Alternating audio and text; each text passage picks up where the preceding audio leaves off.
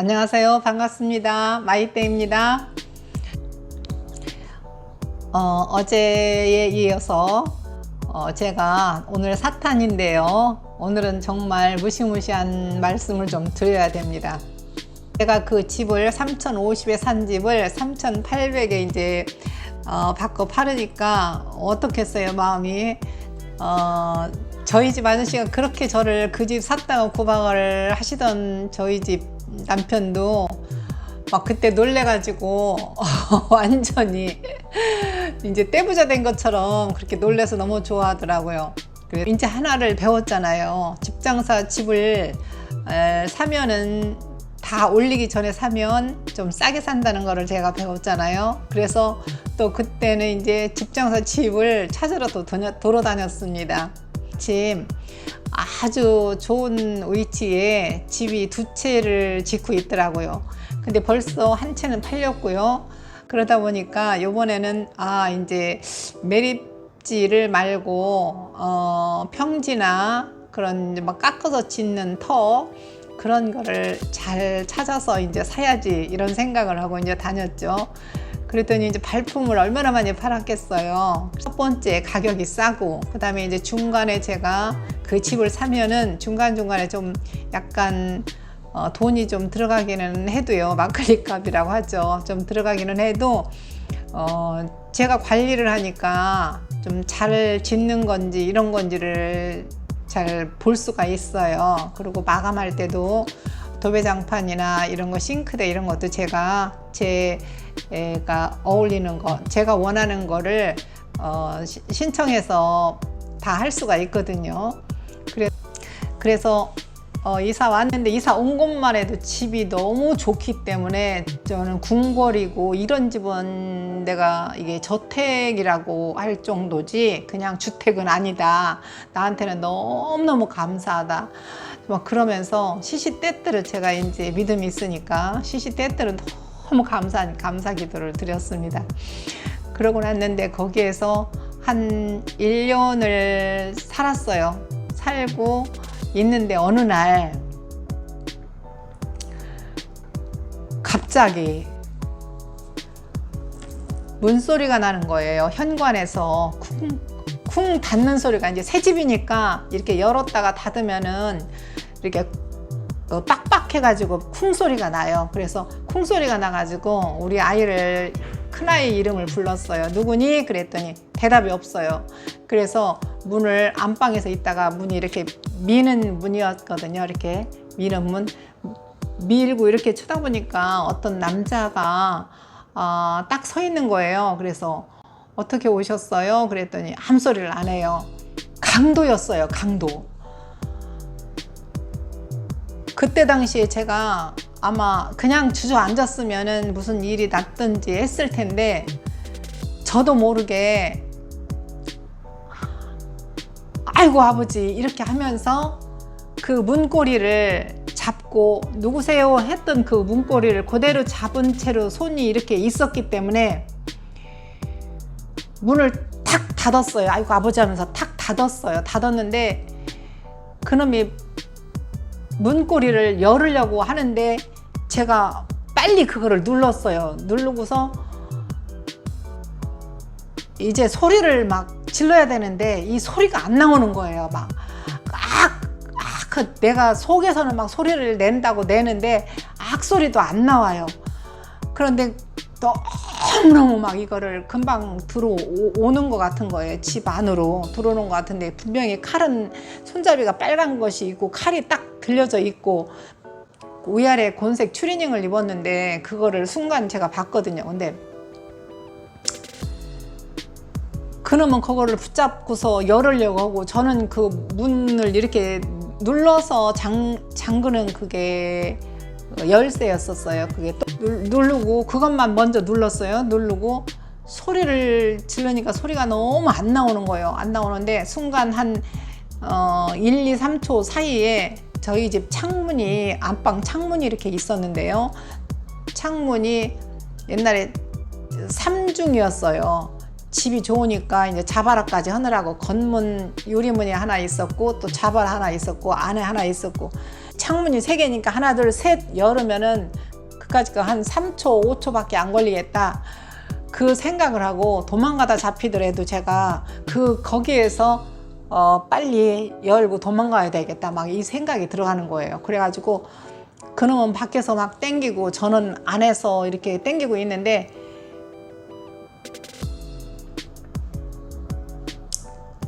그거를 딱 놓고요. 일단은 잠궜으니까 딱 놓고, 그러고서 이거를 착착착 열고서 거기를 그냥, 이게 옛날에 잘 진 집은요, 이렇게 창문 턱이 맨 바닥에서부터 이렇게 굉장히 높아요. 근데 거기를 막 제 정신이 아니죠. 그냥 뛰어넘었어요. 넘어가지고 또 넘고 나서도 제 정신이 아니게 또 그 옆집 담 또 넘고, 그러고 나서 그 집 담 넘으니까 그 장독대였는데 장 가지고 다 깨고, 그래가지고 그런 적이 있었어요. 지금 말도 더듬어져서 전 말이 잘 안 나오네요. 그 옆집으로 넘어갔잖아요. 제가 가서 도둑이라고 얘기를 하니까 바로 막 경찰들이 오고 저희 집 다 이렇게 둘러보고 그러고 다 조사하고 그렇게 갔거든요. 이제 조금 제가 이제 막 청심환을 사다 주고 그래가지고 동네 사람들이 사다 주고 그래서 이제 그걸 먹고 조금 정신을 차렸어요. 차리고 나서 보니까 그 동네 아이들은 다 있는데 우리 작은 아들만 없는 거예요. 그래서 이제 큰일 났다, 이게. 우리 작은 아들을 납치를 한 것 같다, 그 얘기를 했어요.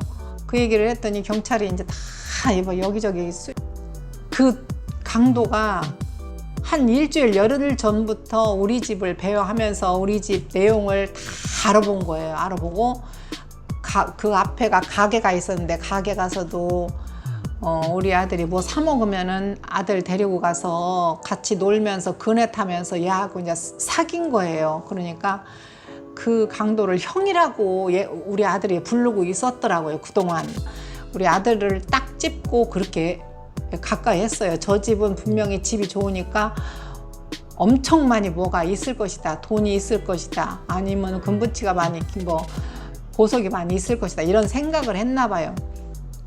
우리 집이 38번째래요. 38번째. 38번째 우리 집에 왔는데도 그때까지, 그러니까 37번째까지 안 잡힌 거예요. 왜냐면은 혼자 단독으로 다니고요. 누구랑 같이 다니면 꼭 둘 중에 하나 잡히는데 혼자 다니니까 안 잡히는 거예요. 그런데다가 옷을 항상 추리닝을 입고, 그리고 그 안에 있는 여자 성폭행을 하고, 그러니까 여자들이 신고를 못 한 거예요.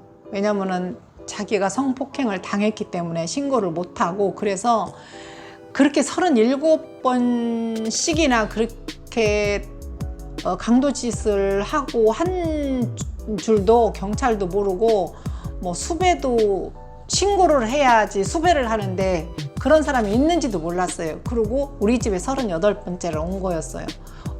37번씩이나 그렇게 단독 범행을 했으니까 얼마나 노하우가 생겼겠어요. 그러니까 저희 집을 타켓으로 잡았을 때는 우리 작은 아들을 데리고 한 일주일 동안을 막 사귀었잖아요. 사귀어가지고 그 형 동생하고 이렇게 지냈더라고요, 놀이터에서. 그리고 모든 정보는 아이들한테 다 얻고요. 제가 지금 말씀드리는데, 도둑놈들은요 미리 그 집을 며칠 전부터 배회를 합니다. 도둑질을 하려면. 그리고 그 조그마한 꼬마가 있으면은 그 아이들하고 친하게 지내서 그 아빠가 무엇을 하는지, 언제 들어오시는지, 그 엄마가 뭐 어디 출근을 하는지 이런 거를 다 아이들한테 자연스럽게 물어보고 정보를 빼내요. 그리고 여기저기 찾으러 막 다니고 있는데 아들이 저쪽에서 얼굴이 막 이 땀이 흘려가지고 이 때가 잔뜩 새카맣게 묻은 채로 오는 거였어요.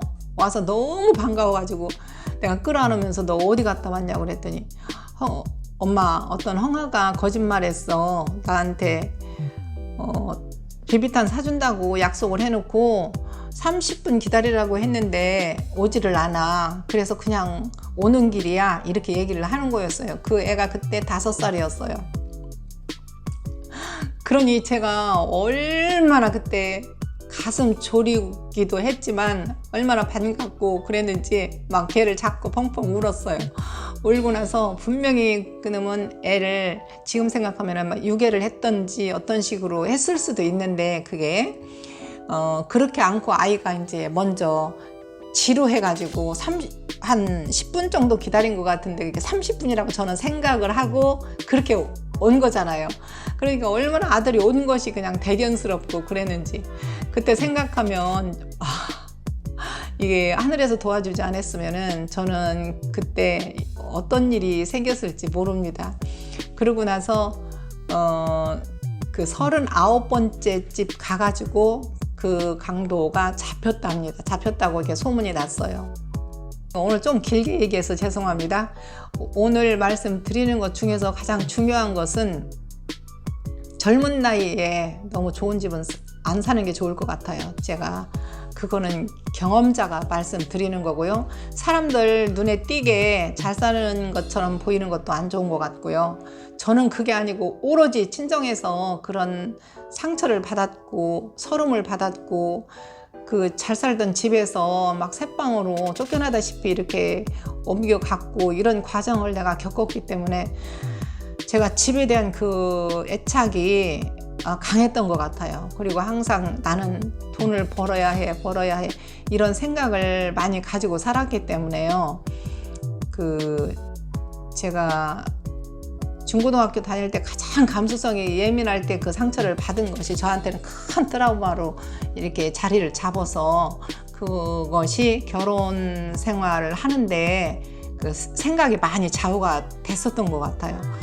그래서 그 후로는 제가 절대 좋은 집에서는 안 산다고 내가 다짐을 했습니다. 자, 재밌게 들으셨나요? 재미가 뭐예요? 저는 죽다 살았는데요. 정말 그때 생각하면은 지금도 이렇게 소름이 돋는데 지금 이게 이제 한 36년 전 얘기니까 이제 오래 지났죠. 오래 지났지만 그 생각만 하면은 제가 이 살갗에 이렇게 소름이 돋습니다. 강도가 들어온 집이라고 해서 안 팔릴 것 같죠. 제가 또 집 꾸미는 거는 또 1등 대가잖아요. 그래서 원래가 그 집 이사 갔을 때부터 집을 예쁘게 꾸몄어요. 이게 마당에는 잔디가 있는데 잔디 거기에다가 화단을 멋있게 정원을 꾸미고요. 그리고 실내에도 예쁘게 꾸미는 그런 제가 인테리어 멋있게 꾸미는 그런 재주가 조금 있었어요. 그러니까 센스가 조금 있었던 거죠. 그러니까 사람들이 똑같은 집이라 해도 우리 집에 오면 이 집은 뭔가 다르다 이렇게 생각할 정도로 제가 집 꾸미는 것이 제 취미였어요. 그렇게 해서 그 집을 또 이제 몇 달 후에 내놓습니다. 내놓는데 너무나 신기한 일이 벌어져요. 제가 그 집을 샀을 때 3,500에 샀잖아요. 샀는데 얼마를 받은 줄 아세요? 그때 제가 호사다마라는 그 말귀를 그때 진심으로 깨달았어요. 좋다고 해서 영원히 좋은 것이 아니구나. 그리고 고난이 있고 안 좋은 일이 있어도 내가 영원히 안 좋은 것만이 아니다. 좋은 일이 있을 때는 내가 더 침착하고 더 자제하고 이렇게 다음을 대비하면서 이렇게 살아야 되고요. 그리고 내가 나쁜 일이 있어, 고난이 있어, 어려움이 닥쳤어. 그럴 때는 오히려 더 희망을 갖고 어떻게 앞으로 좋은 일이 생기려고 이런 일이 있지? 이렇게 생각을 하는 여유를 좀 갖고 사셨으면 지금 혹시라도 어려움이 있는 분들한테 제가 그런 말씀을 꼭 드리고 싶어요. 제가 60 중반인데요. 지금 살면서 사람은 절대 좋은 때만 있을 수가 없어요. 그리고 절대로 나쁜 일만 생기지는 않아요. 다 굴곡이 있으면서 인생살이를 살아가는데 자기가 그것을 어떻게 대처를 하느냐, 거기에 따라서 내 인생이 좌우가 되는 거지. 힘들 때 내가 좌절하면은 그거는 지는 인생이에요. 그렇기 때문에 그 말씀을 제가 이 자리에서 꼭 드리고 싶답니다. 저는 앞으로 모든 분들 다 좋은 일만 있기를 빕니다. 오늘 지금까지 좀 길게 했는데요. 지금까지 들어주셔서 너무나 감사합니다. 다음 영상에서 또 뵙겠습니다. 감사합니다. 5탄도 기대해 주세요.